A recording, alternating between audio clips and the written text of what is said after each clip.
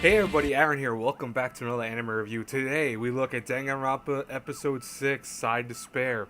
So, what a great episode. Oh man, I gotta admit, I love Danganronpa. I mean, as many of you know already, I play the games and I love the games. I love the stories, I love all that stuff. But I really am digging what they've done with this anime in the sense that the first anime, the first season, wasn't that great. I mean, it wasn't bad, but it wasn't that great compared to the games. And I had issues with it here and there. I mean, it still was very good. It just had some issues that kept it from its greatness, I thought. And here you go with not one, but two Danganronpa, essentially anime at the same time.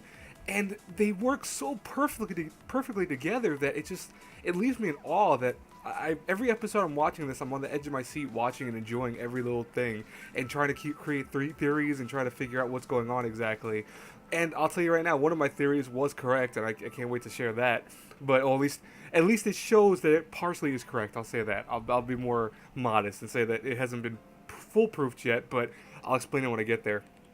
But anyways, let's talk about this episode because I do want to review it, of course. And just saying it's great is not a review.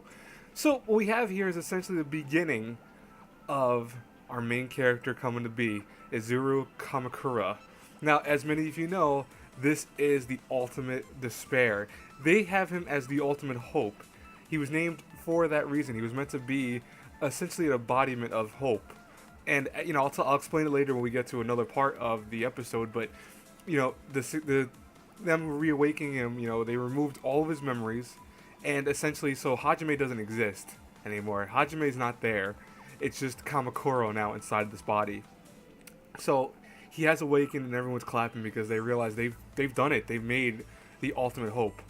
Now, meanwhile, just kind of separate scenes. We had one scene where we have the class celebrating that they're moving to a new class. I'm not going to really go into that because there's no point. It was just them moving really fast into the new classroom and, for them showing how close they've gotten over the course of the year. But we also have Chikaki waiting for, Hajime, and it's kind of depressing because you see her waiting over several courses of several days. And she even says, she says, I said tomorrow, appear tomorrow. So I felt really bad for her. I mean, this was probably the saddest moment, but, they do show a flashback that the teacher, did not say anything about Hajime. She asked about Hajime, Yukizome about Hajime, and she said, "Oh no, he's fine. He's just a little busy and stuff like that." But she outright lied to her. So that's interesting. She must know something's clearly going on. Now, of course, but we did see last episode that she did know that he was quote unquote quit the school. But that's I guess that's hard for her to explain to the girl that, hey, yeah, your friend just basically up and left. So she probably wanted to get to the bottom of that.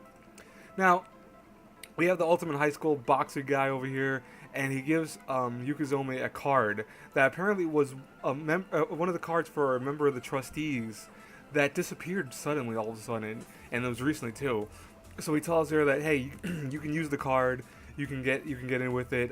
You only have until tomorrow to do it. Even though it's a risk, it's dangerous. She still wants to do it because she wants to help Mikata, and she needs to figure out what's going on exactly. So we see her infiltrate the school in a very not sneaky way. I mean, the only disguise she's wearing is her hat. Come on. But she's infiltrating the school, and she's able to get into the guy's office. Now, if you were wondering what happened to that trustee, you should have really kind of figured out already of what happened to him and who kind of messed with them. Well, right here is our 43-year-old trustee, and he's been taken by none other than the crazy psychopath Junko Nishima. And, we'll just say that there's some disturbing scenes with, let's see, a spoon and his eyeball. We'll say it that much. That's all. We don't see the whole graphic nature of it, but you could kind of imply what's going to happen to him. So meanwhile, though, we have Yukizome actually getting into the guy's machine, the computer of the trustee, and she learns all about the program, the Kamakura project. And one thing we kind of learned, which we didn't know before, is besides, them getting rid of his memories and all that, which is, I want to say not really surprising, but it's a little bit more information, of course. We also learned that he is not just ultimate hope, he is supposed to be ultimate everything. That is what they went for, and they did it successfully. He is ultimate every single ability he has within him. So he is supposed to lead the world into a brighter and better place using hope, showing that, hey, he is so ultimate that he can almost be, in many ways, a god. and that's kind of scary. But what's funny about this is that we do see that, the realization comes right away to Yukazoma. This is human experimentation, no matter what, and that is a bad thing.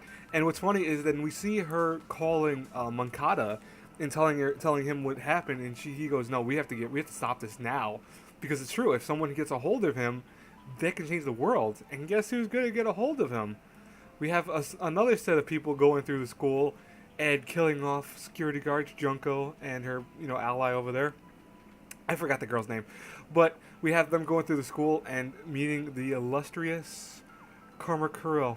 Yeah, they meet him, and what's funny is that they try to get near him and attack him, and he just instantly knocks out both of them without even moving, essentially. It's so freaking cool.